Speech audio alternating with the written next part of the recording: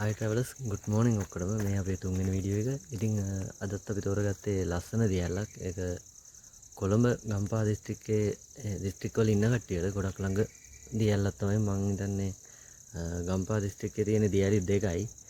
ඒ දුනුමාලැල්ලයි ගොරගැල්ලයි. ඉතින් අපි අද යන්නේ දුනුමාලැල්ලට.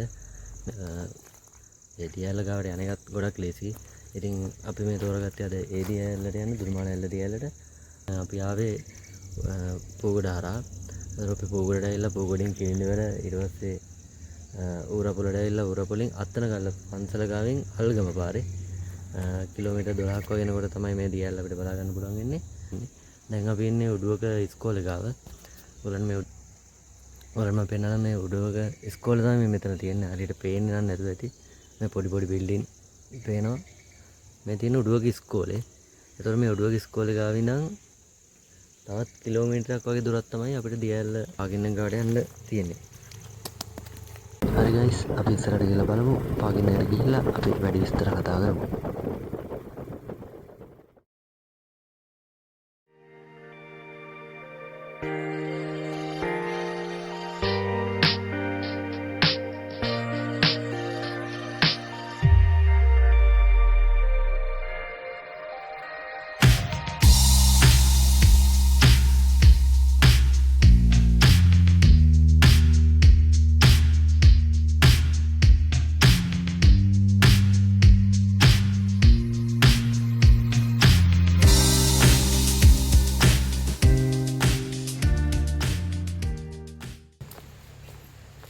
හරි ගයිස්, අපි දැන් දියැල ගාව තියෙන පාගින්නකට ආවා.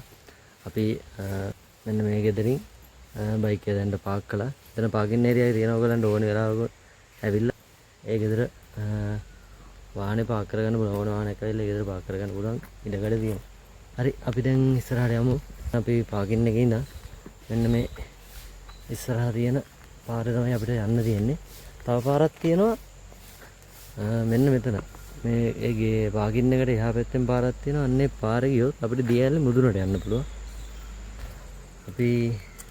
අපි දැන් දියැලේ මුදුනට මේ යන්නේ පහළට යන්න ඕනේ.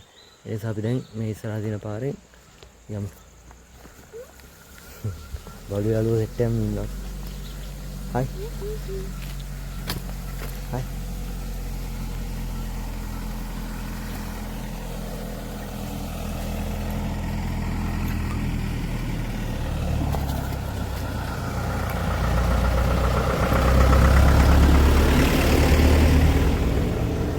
අපිට මෙන්න මේ පාරේ තමයි යන්න තියෙන පල්ලෙහාට. අපි ගිහිල්ලා බලමු. එනවද යන්න?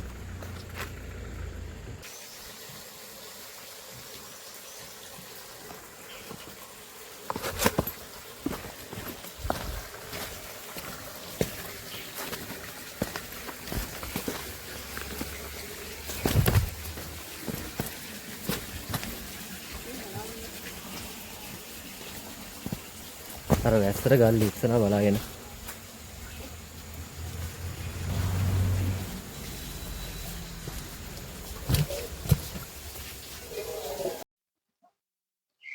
අතරම දැන් නම් මේ කැලෑ වැවිලා තියෙන මේ පාරේ පොඩි පටු පාරකින් තමයි යන්න තියෙන්නේ. වැඩි දුරක් නෑ. පාගින්නේ නම් මීටර් 300ක් 400ක් වගේ තමයි මේ දියැල ගාවට යනකම් මේ පාර තියෙන්නේ.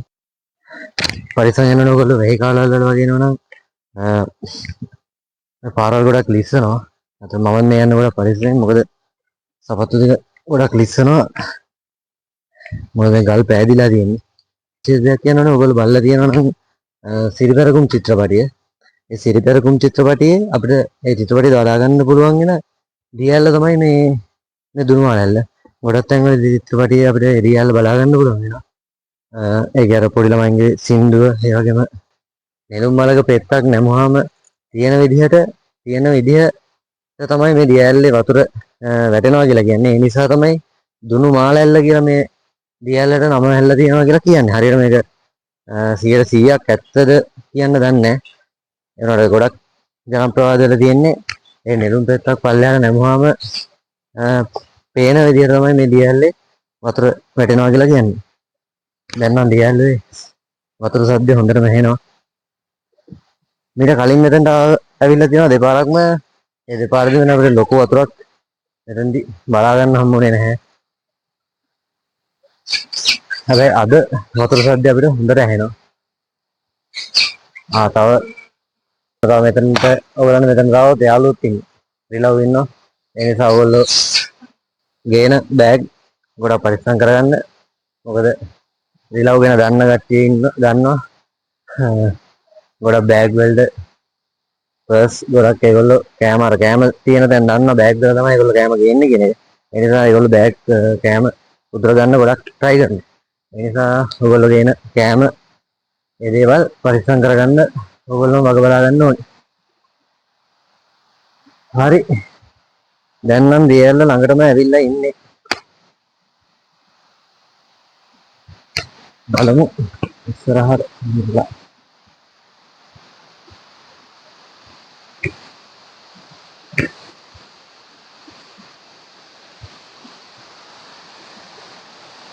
හරි.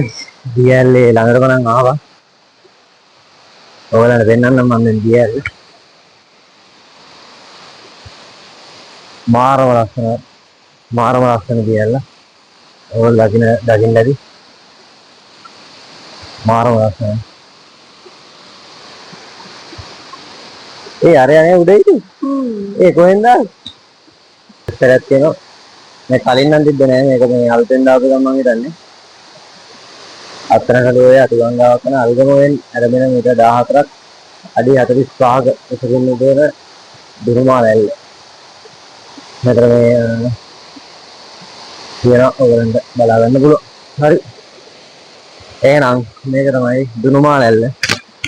මාරම ලස්සන මාරම වයිබ් එකක් තියෙන දියැලක්.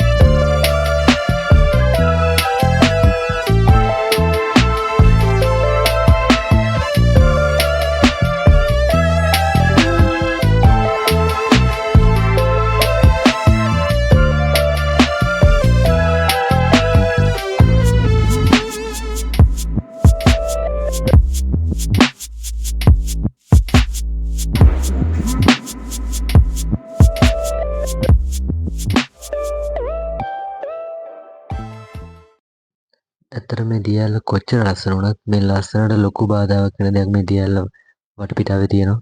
ඒක මේ සබාදහමෙන්වත් හම්බෙච්ච දෙයක් නෙවෙයි. මේ අපේ මිනිස්සු මෙතන මේ දියැල්ල බලන්න මිනිස්සු මෙතනට ඇවිල්ලා මේ දියැල්ල වටපිටාව ගොඩක් විනාශ කරලා තියෙනවා. මම ඔයගලන්ට පෙන්නන්නම් මේ දියැල්ලේ වටපිටාව සම්පූර්ණ වීදුරු බෝතල්, බියර් ටින්, ප්ලාස්ටික් බෝතල්, පොලිතින් නුර ඒ එකී නොකී හැම දෙයක්ම හැම කැලි කසරක්ම මෙතනට බැහැර කරලා ගිහිල්ලා තියෙනවා. ඇයි අපේ මිනිස්සු මේව හැසිරෙන්නේ කියන එක ඇත්තටම හිතා ගන්න අමාරුයි. මම ඔයගලන්ට දැන් පෙන්නන්නම් මේ වටපිටාව කොච්චර ජරා කරලා තියෙනවද මේ මිනිස්සු මේ ලස්සන දියැල්ල කොච්චර විනාශ කරලා තියෙනවද කියලා. මේ ඔයගලන්ට බලා ගන්න පුළුවන් මේ ඇත්තටම ගොඩක් අපිරිසිදු කරලා තියෙන මේ තැන්. මේවා ඉතින් වෙන්න ඕනේ දේවල් නෙමෙයි. ඇත්තටම මෙතනට එන්නේ ස්වභාව ධර්මය මේ දියැලි වල ලස්සන බලන්න. මේ වගේ තැන් වලට ඇවිල්ලා මේ වගේ වැඩ කරනවා. ඇත්තටම මෙතනට ඒගොල්ලන්ට කියන වචන මොනවද කියන එක අතර මට හිතා ගන්න අමාරුයි. මේ වගේ ලස්සන තැනක් මේ වගේ කැත විදිහට ජරා කරලා යනවා නම් ඇත්තටම මේ රියල් තියෙන ලස්සනනොත් ඒක වැඩක් නැති වෙනවා. මෙච්චර ලස්සන රියල්ලක් තියෙන තැනක මෙන්න මේ වගේ ටින් ගොඩවල් අරක්කු බෝතල් මේ වගේ දේවල් තියෙනවා නම් මේ මෙතන විතරක් නෙමෙයි. මේගොල්ලන්ට බලා ගන්න පුළුවන් මෙන්න මෙතන මේ හැමතැනම මේ තියෙන මෙතන ජරා ගොඩවල් විතරයි. ඒ කියන්නේ මේ ගහ මුල තමයි මේ බියර් ටින්, ස්ප්‍රයිට් ටින් තව ඔයගලන්ට පෙන්නන්න මම මෙතන මේ බියර් ටින් බෝතල් නේ. මෙතන එකයි මෙතන එකක්. ඇත්තටම මෙතන මේ මිනිස්සු නාන තැනක් මේ මෙතන ඉස්සරහා නාන්න පුළුවන්. ඇත්තටම මේ බීදුරු පිඹිලා බැරි වෙලාවත් ඒ තැන් වලට ගියොත් ඇත්තටම ලොකු හානියක් වෙන්න පුළුවන්. මොකද මෙතනින් ඉක්මනට කෙනෙක්ව ගෙනියන්නත් ඕනේ. මොකද තියෙන්නේ පටු පාරක්. ඇත්තටම මෙතන තියෙනවා මේ ඇත්තටම ලොකු බියර් ටින් ගොඩක් තියෙනවා මෙතන. නේ මෙතන තියෙනවා. ඊට පස්සේ මෙතන උඩ මෙතන මේ ගහලක් තියෙනවා මත්පැන් පානය කිරීම පාරම්පරික ජන ජීවිතයට හානි වන වෙන්නේ නැති කිරීම සියලුගේ සපුරාදානම් කියලා. ඒ වුණාට මට නම් තේරෙන්නේ මෙතන එහෙම එකක් වෙනවා කියලා. මොකද මෙතන වැඩි හරියක් කරලා තියන්නේ මට වෙන්නේ සුන්දරත්වය නරඹනවට වඩා මෙතනට ඇවිල්ලා බීලා තියෙන එකයි මට නම් පේන්නේ. අතන මෙතන තිබ්බ කුණු රොඩු ඒ කියන්නේ කුණු බියර් බෝතල් ලකුඩින් තමයි වැඩිපුර තිබ්බේ.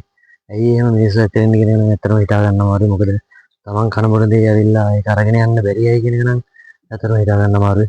කොච්චර දියල ලස්සන වුණත් එතන තිබ්බ කුණු දුවිලිත් එක්ක අනේ මන් දන්නේ අර හිතුවතරම් ෆීලිං එකක් ඒ දියල්ලේ හම්බුනේ නැහැ. හරි කොහොම හරි ඉතින් අපේ වීඩියෝ ඉවර කරනවා. එච්චරලා මාත් එක්ක හිටපු හැමෝටම ගොඩක් ස්තුතියි. මෙතන එහාටත් අපිත් එක්ක රැඳිලා ඉන්න කියලා ඔයගලන්ට ආරාධනා කරනවා.